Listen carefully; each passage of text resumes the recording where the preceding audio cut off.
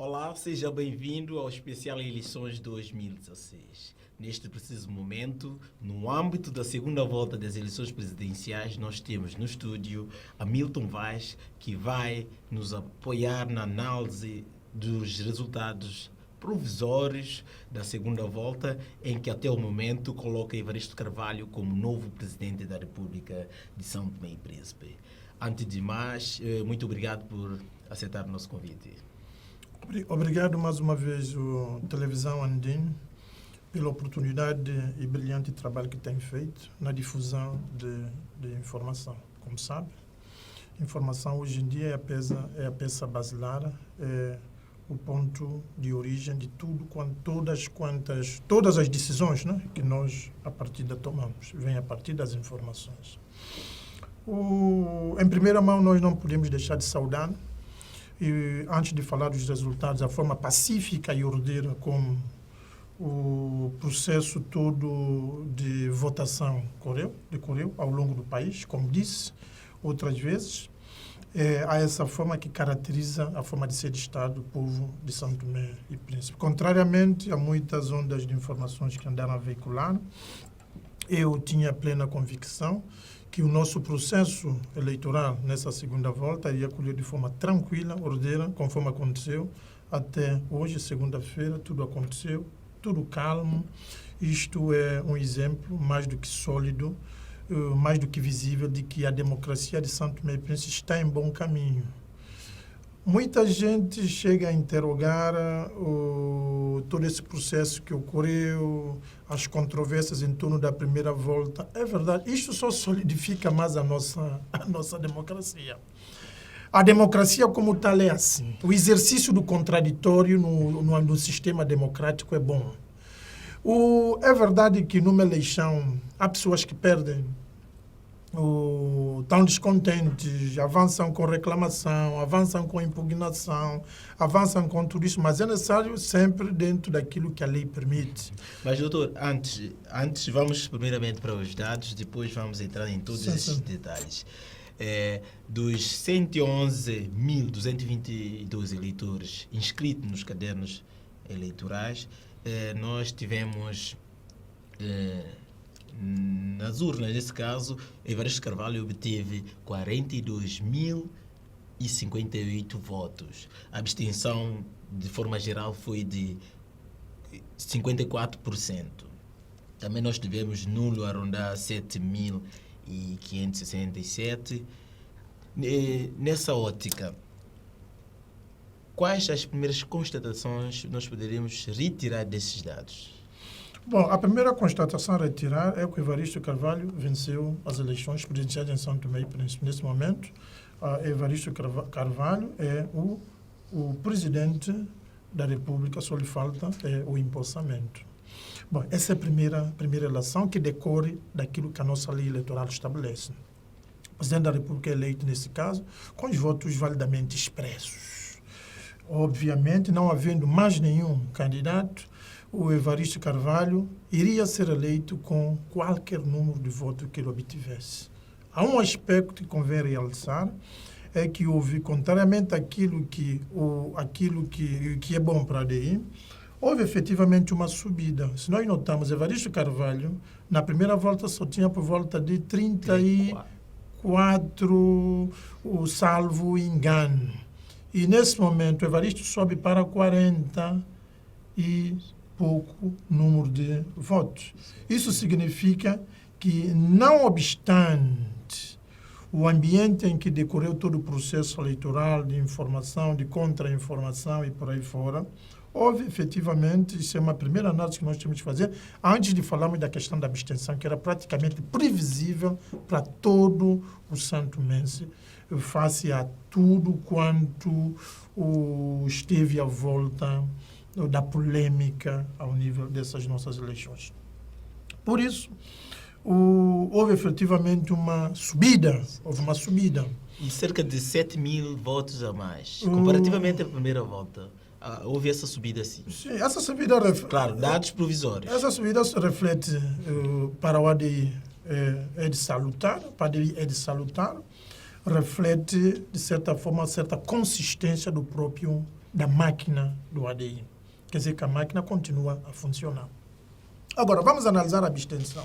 É claro que a abstenção que existe nessa nossa eleição, se nós formos contabilizar, a abstenção decorre da desistência dos próprios outros candidatos. Senão, vamos salvaguardar. Essa abstenção vem de quê?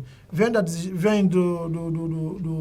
dos eleitores, os apoiantes da Maria das Neves, os apoiantes do Dr. Manuel Pinto da Costa, decorre da própria abstenção que ocorreu na primeira volta. Nesse caso, podemos somar a abstenção de primeira volta, mas... Decorre da abstenção que ocorreu na própria primeira volta e decorre também de um certo número de eleitores que, mesmo do ADI, que uma vez sabidos que o candidato Evaristo Carvalho ia ganhar as eleições, seja qual for o número de votos que obtivesse, pronto, muita gente decidiu não ir votar. Então, isto é a justificação mais do que plausível para o número de abstenção que nós verificamos e que é histórica ao longo da nossa democracia, necessário dizer, 54%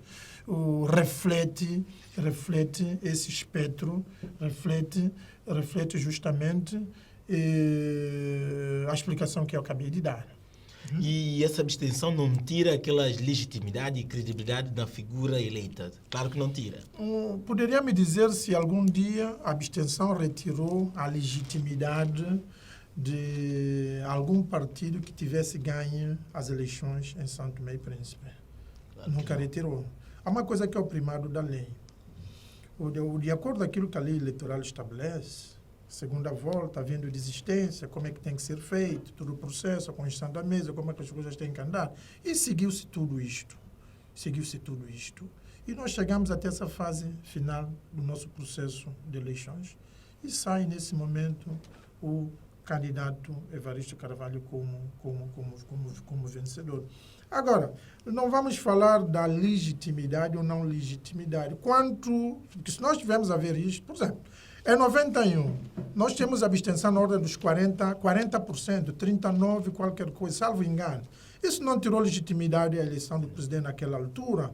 E se nós notamos as abstenções, quer nas presidenciais, quer nas legislativas, isso não tira legitimidade às pessoas que vão ser eleitas. Agora, é necessário fazer uma interpretação disso, justamente fazer uma boa interpretação disso e colocar passarmos agora a regalar as mangas, eu penso, e trabalhar. Porque é verdade, eu já dizia isso no passado. Com esse resultado, o ADI agora, tendo eleito uma figura para presidente da República, o peso de responsabilidade que o partido ADI tem agora, o governo tem agora, é maior. É um peso forte. Recai agora sobre o governo um peso forte. Recai sobre o governo agora mais responsabilidade sobre trabalho. Recai mais sobre o governo aquilo que nós chamamos a missão, que o primeiro-ministro sublinhou ainda na entrevista que deu essa manhã. O fundamental, conforme disse o primeiro-ministro, há um presidente eleito nesse momento. Temos que passar a fase a seguir, que é a fase de trabalho. E o próprio candidato vencedor sublinhou. Nós passamos agora a etapa de trabalho. Etapa de trabalho por quê? Se nós vejamos, nesse momento nós estamos a falar de um partido, ADI, que ganha as eleições com a maioria absoluta. Quer dizer, que tem uma grande porção da Assembleia a seu favor, que é o órgão legislativo, a Assembleia, por excelência. O ADI ganha, a ADI tem o governo, é o órgão executivo.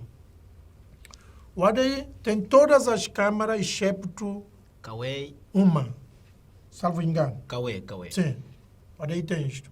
O ADI agora tem um instrumento, tem mais um órgão de soberania. Eu tenho que falar isto, é um bocado... O ADI agora consegue colocar no poder um presidente que vem da sua cor partidária. Vem da sua cor partidária, porque na altura o ADI falava que não havia um ambiente de coabitação entre o presidente da República e o governo. Nesse momento vai haver a coabitação. O ADI alegava que havia muitos vetos de gaveta devido a essa coabitação que não existia entre o presidente.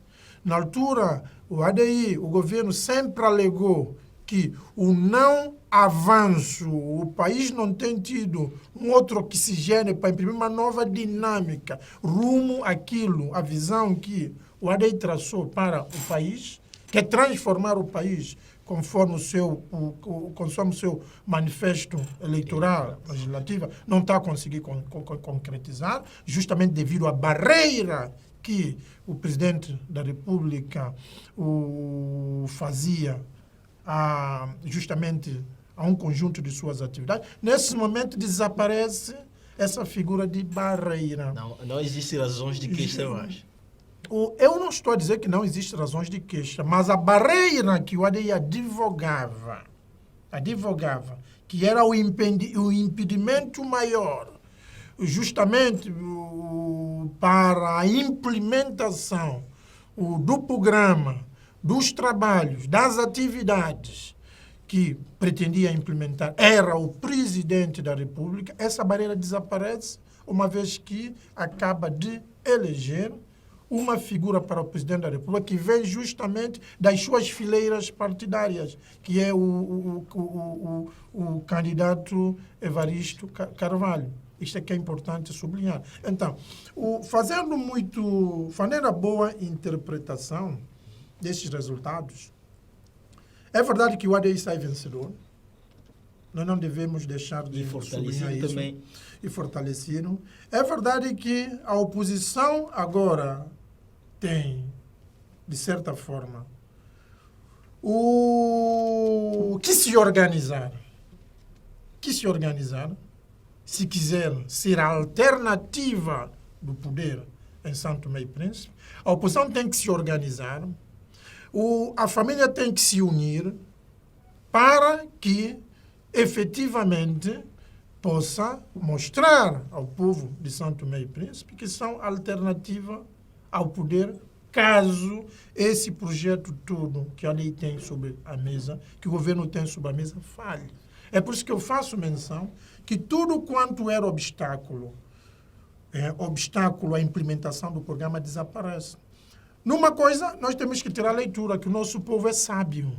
Contrariamente àquilo que muita gente diz, o nosso povo é sábio. O povo, percebendo que o que impedia maior avanço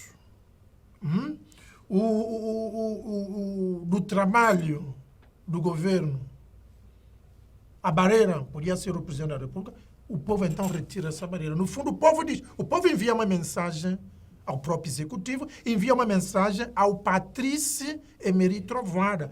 Qual é a mensagem que o povo e os próprios militantes do ADI enviam ao primeiro-ministro?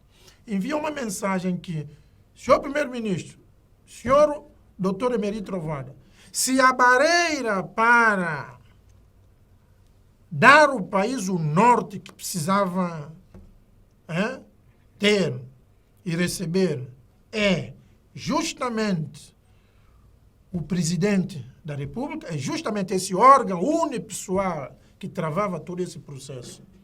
Então, nós vamos lhe dar um presidente que vem justamente da sua fileira partidária. Esta é uma interpretação que eu acho bastante nítida, que qualquer um precisa ver e ler dessas eleições. Então, quando me fala da abstenção... Pois é, isso que eu gostaria que nós... Muita gente diz, a abstenção ganhou a eleição. E depois fala mesmo a questão de 50% mais um, e no fundo, o primeiro-ministro aí nessa manhã diz que se irmos para a abstenção, estamos aqui entre 70% a 80%. O candidato, nesse caso, eleito Evaristo Carvalho, teria a percentagem de 70% a 80%.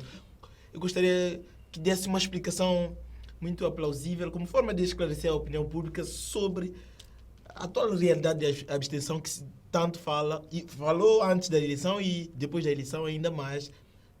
Há quem diz mesmo que foi vencedor. Bom, é assim, nós não devemos criar muita confusão na cabeça dos nossos eleitores, do povo de São Tomé e Príncipe, com essa disseminação de percentagens e por aí fora. o fundamental é o que está claro e bem claro na nossa lei eleitoral. O Presidente da República é necessário mandar as pessoas irem lá para o artigo 14, artigo 13, 14 e 15 e ver o que é que a lei diz, a lei eleitoral. O Presidente da República é eleito, sim, com a maioria dos votos validamente expressos. A maioria dos votos validamente expressos, excluindo os votos nulos e os votos em brancos. Quer dizer que qualquer porcentagem de voto que o candidato Evaristo recebe corresponde aos 100%. Temos que ver nessa perspectiva. Né? Esse voto corresponde a 100%. Agora, fazendo outra análise à luz do número de eleitorado que nós temos, então vai surgir essas frações todas que nós estamos a retirar. Quer dizer, nós estamos a fazer análise agora do ponto de vista do cômputo geral, tendo em conta o número total de eleitores, os que foram votar, os que não votaram, tudo isto, os em branco, os nulos, todo esse universo. Mas o fundamental para o presidente ser eleito, para o candidato ser eleito num processo eleitoral, no contexto em que a segunda volta decorreu, é apenas ter os votos validamente expressos. Eu até digo, em forma de coisa, o candidato Evaristo Carvalho poderia até ser eleito com 10 votos. Poderia ser até eleito presidente da República com 10 votos no ambiente de segunda volta. Poderia até ser eleito.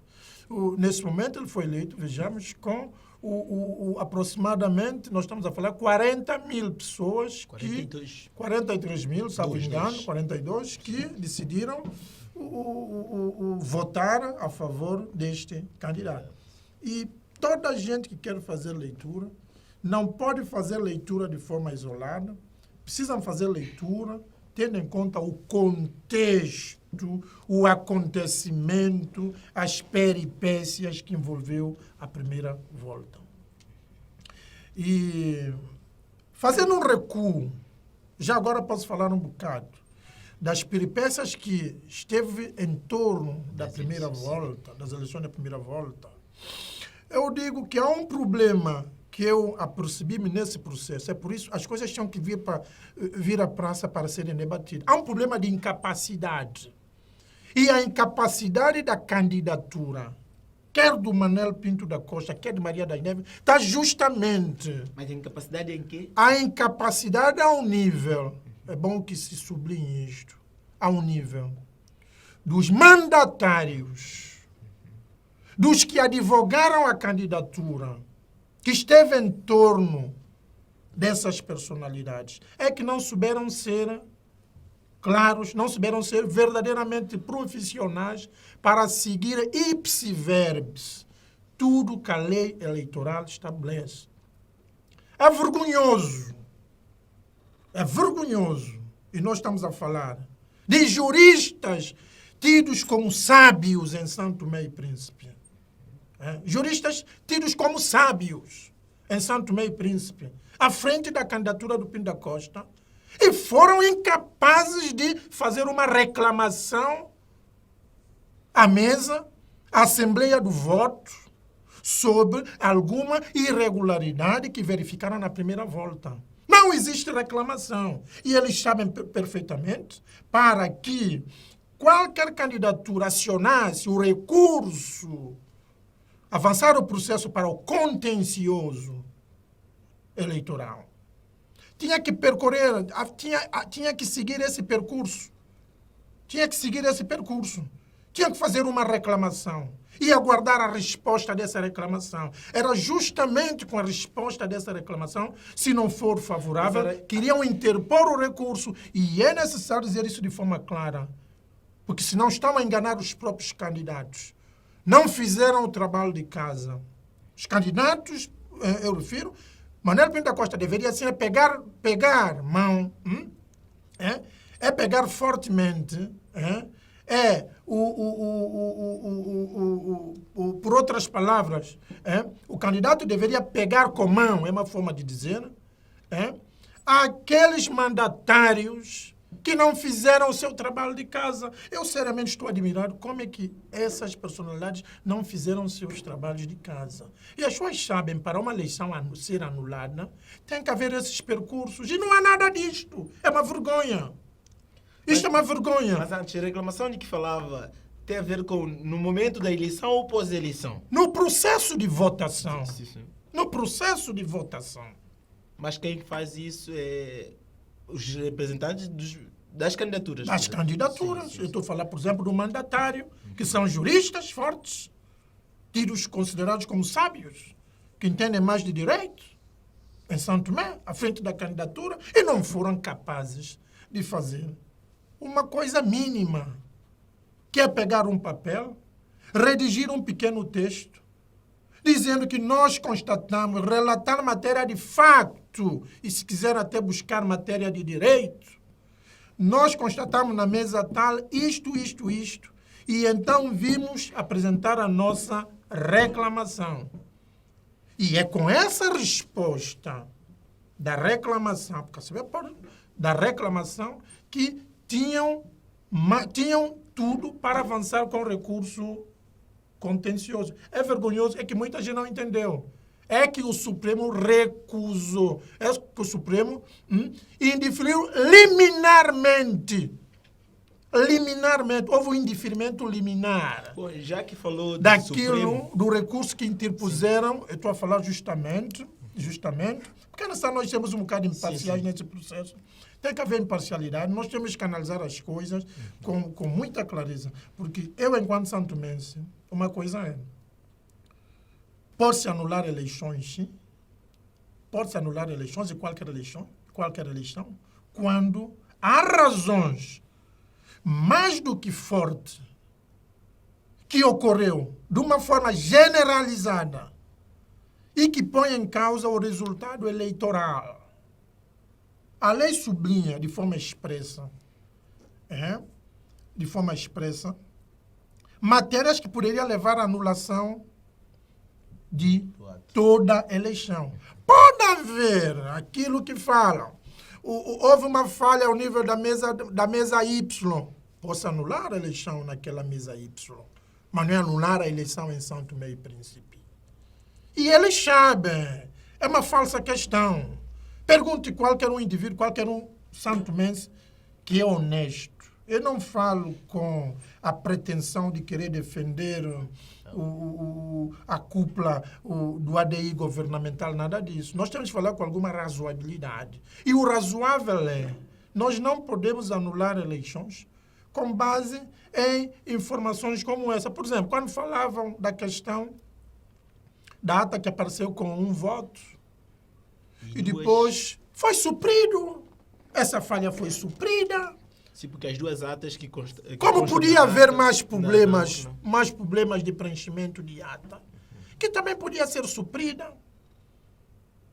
É necessário dizer isto. E, por outro lado, a outra matéria, se havia dolo, havia a mesma intenção daquelas pessoas que fizeram essa ata com o propósito de criar esse problema, a essas pessoas, é isto que ninguém falou, cometem um crime que está previsto no nosso Código Penal.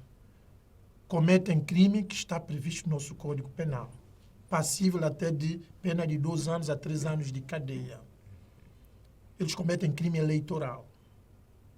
Porque quando o indivíduo está na mesa de voto, ele tem que saber que há procedimentos que, se ele tiver, ele está justamente a cometer o crime, e o crime que é passível, que está previsto no nosso Código Penal. Agora,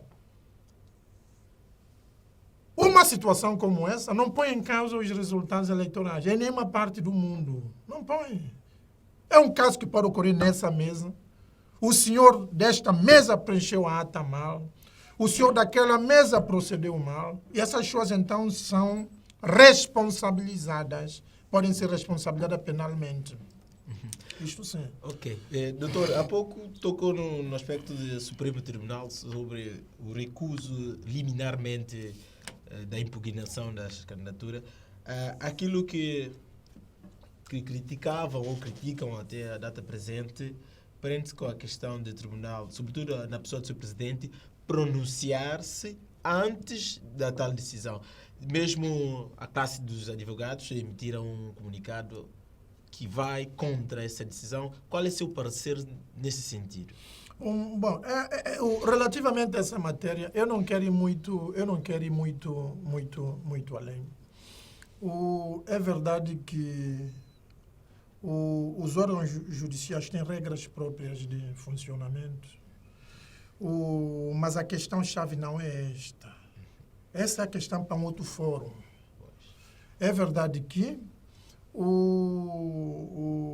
pode haver, e eu observei, alguma emoção, e nós verificamos isto, quando o juiz Bandeira veio pronunciar.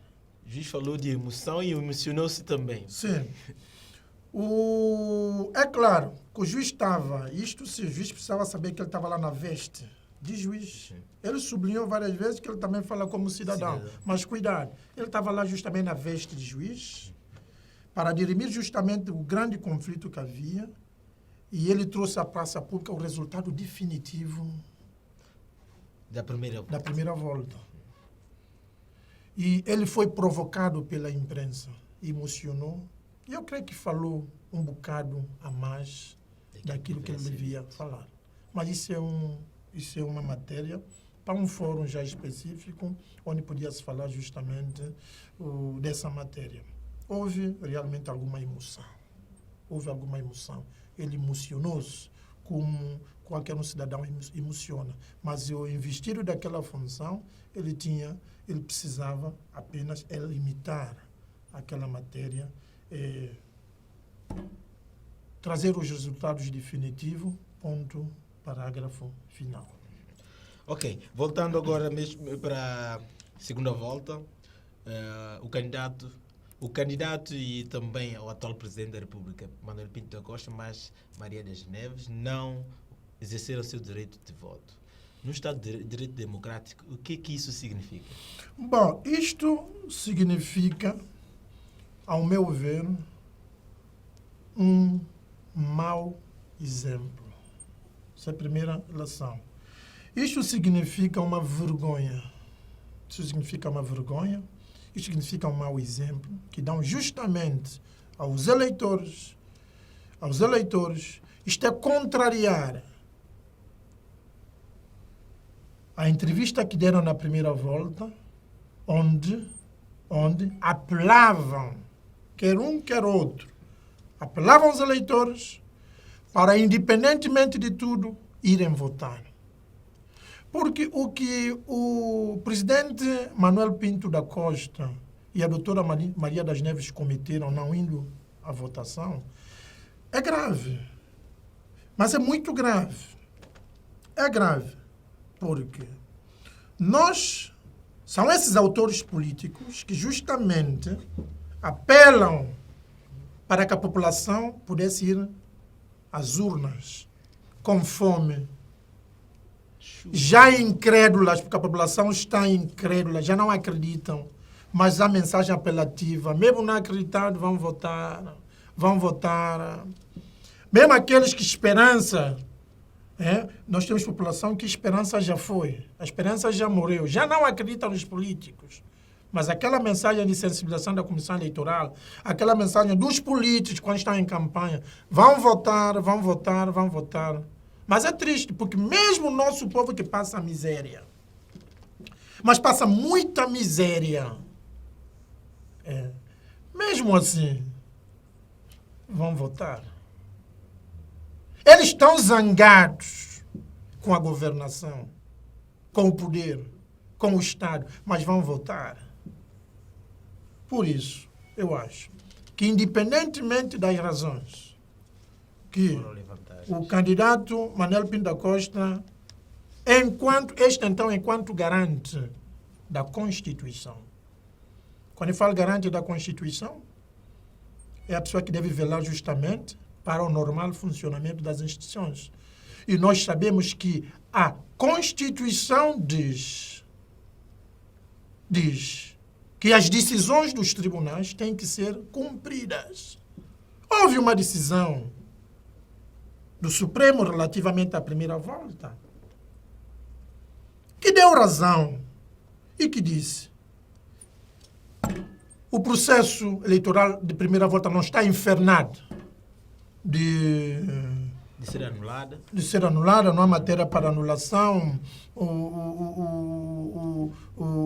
Veio dirimir justamente esse conflito eleitoral com o despacho de indeferimento liminar que aconteceu. Feito isto, nós temos que respeitar aquela instituição que é tribunal. Com esse exemplo, eu digo, o que é que o presidente estaria a dizer aos cidadãos? Para não acatarem a decisão dos tribunais. Esta é a primeira interpretação que nós temos que tirar daqui. Porque quando é um cidadão de 4ª classe, de 5ª classe, um analfabeto, que decide não acatar a decisão de tribunal, o que é que nós vamos dizer desse cidadão? Nós vamos falar muito mal desse cidadão. Esse cidadão não tem classe, é um inculto, ele não sabe que as decisões dos tribunais devem ser acatadas e depois impugnadas, reclamadas, e o topo maior das reclamações é o Supremo. O presidente deveria. Aí, a pessoa então que fica muito mal na fita é o próprio garante da Constituição, porque na Constituição está implícito, está lá expresso, que as decisões dos tribunais prevalecem sobre qualquer outras decisões. E elas têm que ser cumpridas. Houve uma decisão, e aquela decisão dizia que não havia matéria para anulação. Com base nesta decisão, eu acho que o presidente, a quem fala do ponto de vista ético, moral, do ponto de vista de guardião da Constituição, deveria vir às urnas, marcar verdadeiramente que é um democrata. Até está em causa, porque muitos alegam que são democratas. É justamente nesse momento que nós vemos a abertura democrática das pessoas que estão à frente da testa das máquinas do Estado. Eu falo de uma forma genérica, porque tudo que assombrou as nossas eleições durante a primeira volta, eu digo, são matérias. E como nós saímos agora, significa, nós damos exemplo a toda a comunidade internacional que, pelo contrário, aqueles que dizem que a nossa democracia sai abalada. Não abalou. Isso mostra que a nossa democracia está forte, ela consegue resistir aos vendavais. Houve vendaval, houve tempestade, mas a democracia tem que sair reforçada. E sai reforçada quando nós chamamos de eleição que ocorre de forma pacífica. Quando nós chamamos de eleição em que o exercício do contraditório, as pessoas vieram à rua manifestar. Estão no seu direito. E esse direito não foi coartado. Quer dizer que a democracia sai vitoriosa em São Tomé e Príncipe. Sim, doutor, por questões de tempo vamos ter que terminar a nossa conversa, mas antes gostaria de perguntar-lhe ou pedir-lhe que faça um pequeno resumo, destacando 3 pontos que se pode retirar da segunda volta. Primeiro ponto. Evaristo Carvalho foi eleito presidente da República. Voto expresso. Assunto encerrado. Segundo ponto. O poder atualmente instituído passa a ter mais responsabilidade na marcha da coisa pública, na implementação do projeto Sociedade, do que estava plasmado no manifesto eleitoral. Eu fiz o foco, 2 questões. Há uma terceira questão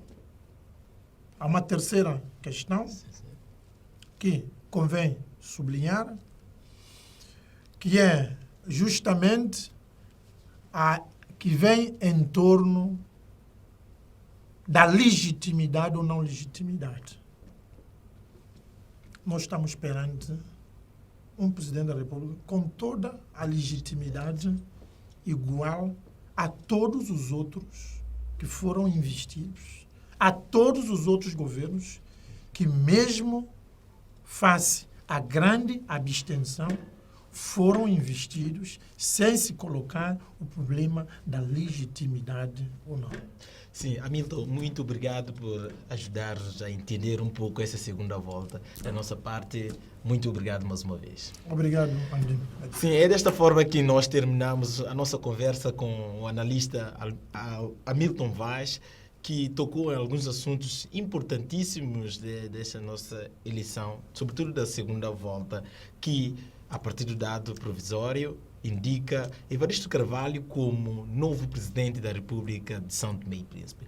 De seguida vamos a um curto intervalo e após o intervalo vamos também ter aqui no nosso estúdio mais 2 analistas e, nesse caso, mais 3, um via Skype. Entre eles estão Liberato Muniz, Walter Vera Cruz e Olívio Diogo.